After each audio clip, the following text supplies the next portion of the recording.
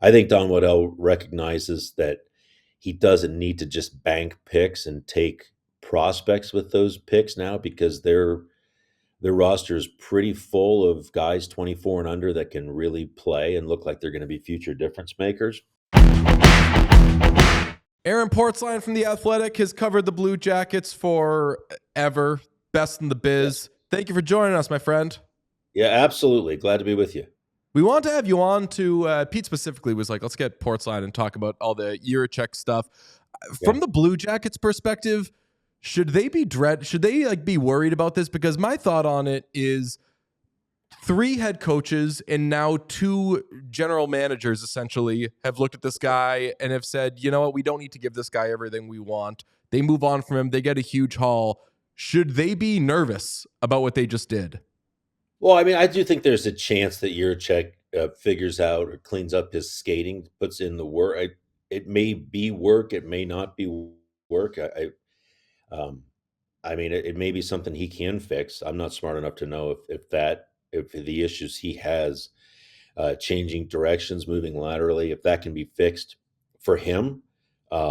There's always a chance the guy gets it together and explodes, and in which case, and yeah, yeah, you'll regret this for a while, depending upon what you flip the other assets to that you got in return.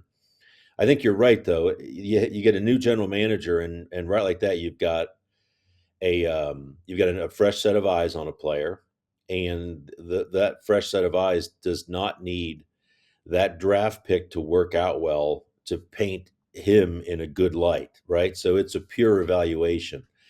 I don't think the Blue Jackets looked at Jiricek and said, "He's never going to figure it out. Let's trade at a high point here before the word really gets out." I don't think they were there necessarily.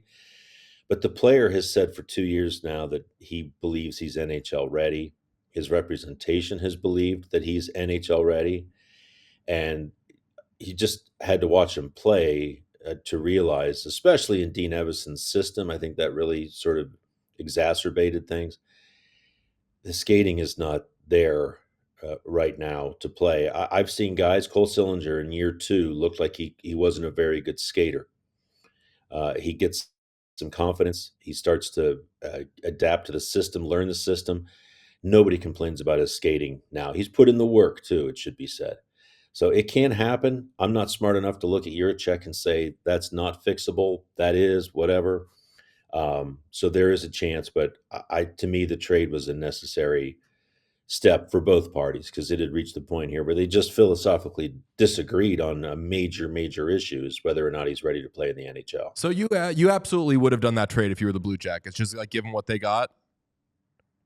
Yeah. I mean, the other thing we can say here is when they first got into trade talks, it was the desire was prospect for prospect. Like, you give us your Jiricek, we'll give you our Jiricek. You give us your top 10 bona fide guy coming back. And you can tell by the trade that the Blue Jackets made that all of those offers were not doing that. Like, we're not going there, which to me tells you something.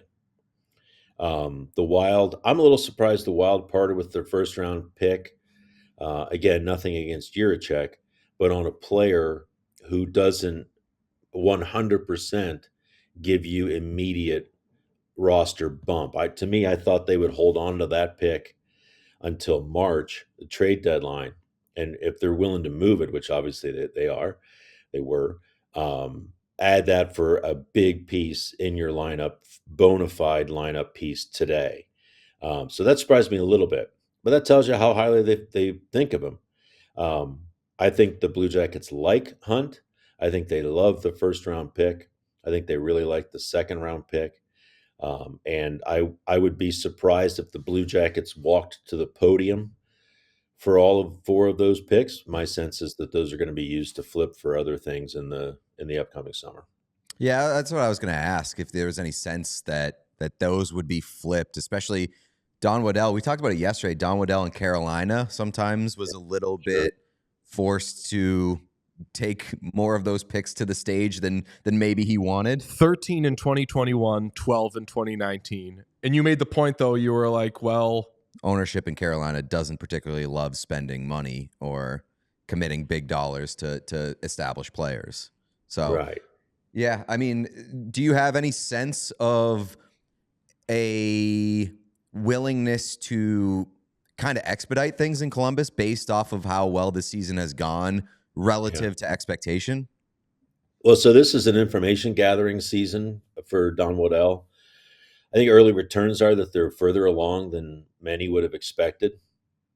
Really, it would be worrying if the young players that are off to such good starts weren't starting to get it together, because for many of them, this is the second or third crack at it.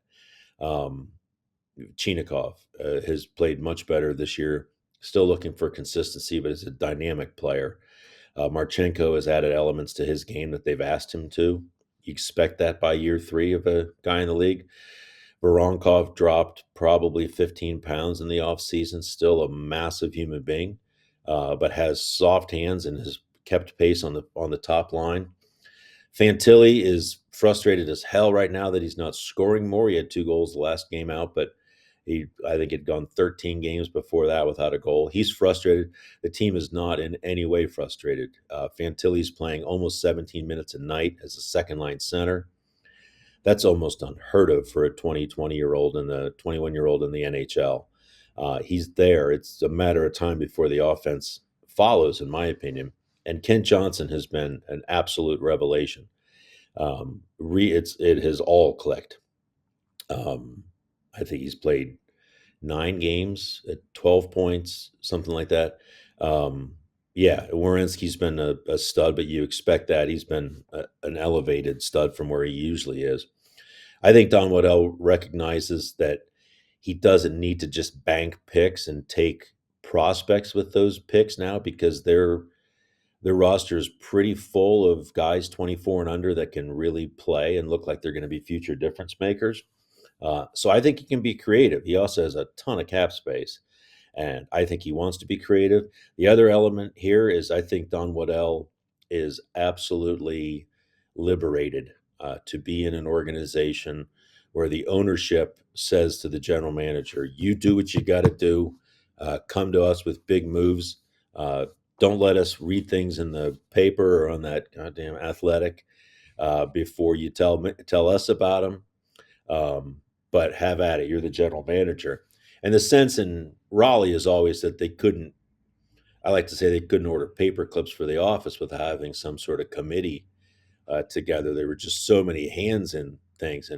And Don Waddell is clearly the boss here. And I think he's going to make big moves this offseason. Another thing that makes them so interesting, though, as a potential buyer is, are they even done consolidating their young guys? Because in addition to what they have right now, so many young players on the roster. They got Matejchuk on the way, who looks awesome in the AHL right now. They've got Caden Lindstrom on the way, who is just a very high draft pick for them. So there's no shortage of young guys they have already. Pete and I were talking off the air about, like, what's Cole Sillinger's future? He's 4th on the team in points right now, but maybe if they're trying to make a move and they want to consolidate their young guys, get a little more veteran help, they've got so many young players that other teams should want. Right. Yeah. And you're right. It's hard for me to look at a player like Sillinger, a centerman. This franchise has been so devoid of center depth, center talent for almost their entire existence. They're in a spot now with Monahan as the number 1, Fantilli is the number 2, Sillinger is the 3. And as this progresses, I think you can easily see Fantilli in the 1 spot, Monahan in the 2, and Sillinger's a really good 3. So the centers, I think, are really hard to move. As you mentioned, Lindstrom is a high prospect. He has a lot to prove now after having back surgery. Hasn't played in quite a while, so he's probably a year, maybe a couple of years away from the NHL. I think that's probably the safe way to look at it. They also have a guy who's having a really good season, second-year pro in Cleveland, named Luca Del Bel Beluz, who's putting up points, big points. I think he leads the team in goals. So it's there. I think he will. I think Don Waddell is not afraid to be aggressive, and Blue Jackets fans maybe should prepare for one of these young guys to be part of a package. But I also think he recognizes he's in a pretty good spot here. I mean, Marchenko is, I think he's plus 16 and a point a game guy playing next to Monahan. Like this is the math we've not done very often in Columbus, So let it ride and see where you're at. Where does the team stand, and I guess where does Elvis Merzlikins stand on the team? Because we've made a lot of jokes about the Elvis situation in Columbus and kind of how volatile it is. We're Jet Greaves guys, quite frankly. Yeah, no, I feel you. It's going to be interesting this off season. Greaves has a one-way NHL contract next year. Now that certainly doesn't, you know, mean he has to be in the NHL, but it's highly likely. Elvis has been really, really good this year. His numbers are better for him, average for everybody else. But he is on the uptick. He's made a lot of clutch saves for them. It's a team learning this new system. Still a lot of young guys in the lineup. They've given up a lot of high danger chances, especially early. He's been a success story, though. I think the room has, without saying it, has sort of been told and agreed to give him a fresh start this year. I think he's one of the guys that's been helped most by the fresh start. Dean Evason doesn't play around with guys, does not send mixed signals, does not mess around, doesn't play head games. And when Elvis lost a shutout it was under a minute, maybe 20 seconds to go, and turned around and shattered his stick on the goalpost, Evason wanted to talk about how unacceptable that was after the game, even though they won. Had a talk with Elvis about it. Like, he has really tried to steer him. And I do think the relationship with Elvis in the room has improved. I think Elvis deserves a lot of credit for that, because I do think he's tried to dial it back. Some of this is just who Elvis is. Like, you saw him come out of the crease the other day against Calgary, fist flying, after he got jabbed in the hinterlands region of the male anatomy. And Dean Evason didn't have a problem with that. But Elvis is always going to be sort of reactionary, impulsive. Hey, guys, for us, he's an unbelievable quote, like unbelievable quote.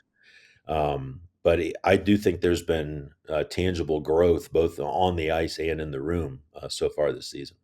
All three of our 401ks are just all on the Columbus Blue Jackets. Like we've invested so much in them being great in the coming seasons. I'll say, as you say all that, I'm like, I don't know if I'm ready for there to not be an Elvis Merzlikins part of that whole thing. I'm not an Elvis Merzlikins fan. I'll be straight up about that, but I do like that there is at least one person on that team that is more than a bit of a shit. We do like the goalie with a knife too. So Yes. it's nice that there's more than one of those guys. Would you say that like the biggest kind of found money for the Blue Jackets has been Dean Evason? Because like the coaching situation last year seemed like a bit of a mess, obviously. And obviously a lot of stuff has happened in Columbus with Johnny Gaudreau and just kind of how unfortunate that was. And now like they're one of the best stories in the NHL this year. And it seems like Evason is kind of spearheading that whole thing. Yeah, he has been huge for them, and I think that you look at that in a couple of different ways. The players, when speaking to Don Waddell, the veteran players, that is, about what transpired, what they felt the room needed, without saying it, they kind of wanted a John Tortorella type. Careful, not all that you get with John Tortorella, but the hard driven, high standards. Nothing is allowed to pass without being corrected. They wanted a driver. They wanted somebody that could put fear within the players and not be intimidated by some of the players in the room, which I don't think they felt was the case in the past. So they wanted this. And Evason is tough. He can be demanding, but there's clearly a softer side there too. Like the system works with Werenski on the back with their mobile D. Christensen's found a spot in Columbus now where he'd never had before. But then, think of these guys. Waddell barely knows anybody in the room. Evason barely knows anybody in the room. And then the tragedy strikes with Gaudreau. And the way those guys stepped up, they gave the players space, but they also directed them towards a certain approach to all of this. And Dean Evason says it every time he's asked: be open with your emotions. If you feel like you need to cry, cry.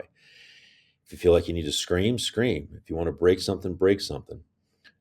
This incredible, unfathomable tragedy has really galvanized them. I think Dean Evason has helped make that so have the leaders in the room. But it's been really beautiful to watch this team sort of guide their way through this and speak really openly about Johnny Gaudreau. They've maintained a relationship with Meredith Gaudreau. Sean Monahan has been a huge part of that. And it just feels really healthy. There's still room for grief. No one's acting like the tragedy didn't happen. And you don't really move on from something. I hate that phrase when people talk about moving on from after a tragedy strikes. You sort of carry it with you, but you learn how to carry it with you. And I think that's what they've done. Evason's been a big part of that. He think about how the Wild played under him. They kind of played as a team as Dean Evason played as an individual during his career. And the Blue Jackets, if you've noticed here recently, you've got Christensen fighting, Werenski fighting. Of course, you've got Olivier fighting. Loves it. But they're starting to be a more difficult team to play against too. And that is something I think you're going to see develop as it moves along. But Dean Evason's should be getting mention if this continues as a coach of the year candidate. Well, tonight will definitely be one of the heavier moments of the season for them in Calgary. That's just with Monahan there and all the Johnny Gaudreau stuff. And we saw Guy on the ice with the Flames just the other day.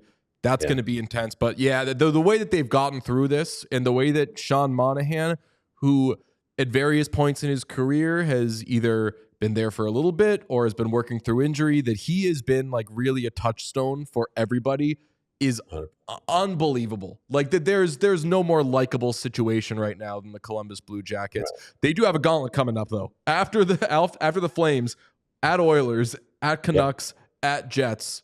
Boy, oh boy, that stinks. But if they get through it, things will be amazing for them. Smooth sailing. And to keep in mind, this is their second 5-gamer of the season. First one was, I'm going to mess this up, but San Jose, LA, Anaheim, Seattle. There's another one in there that I forgot right at the beginning. San Jose, LA, Anaheim, Seattle. Began with the Vegas. Metropolitan leading, I believe, Washington Capitals. That's right. They went 0-4-1 on that trip. Yeah, that'll happen. You know what I'm saying? So this is a second crack at that, and it's off to. They've already had more points on this trip. They won in Chicago the other night than they did on that trip. So off to a good start, but yes, a big challenge ahead. All right. Well, you are the best, Aaron. We look forward to seeing you. We're going to be at the Stadium Series. Mm-hmm. That's excellent. We've had that circled forever. We're pumped for that, and we're pumped to see Zach Werenski seemingly, probably, likely dominate Team USA and win the USA. Norris. What's that? And win the Norris. Yes, and win the Norris. Yes. All great things ahead for the Blue Jackets. We appreciate you. We'll see you down the road. Thank you, my friend. Well, thank you, guys. Thanks for having me. Appreciate it. All right, Aaron Portzline. You can read him in The Athletic. We all silly like the mayor.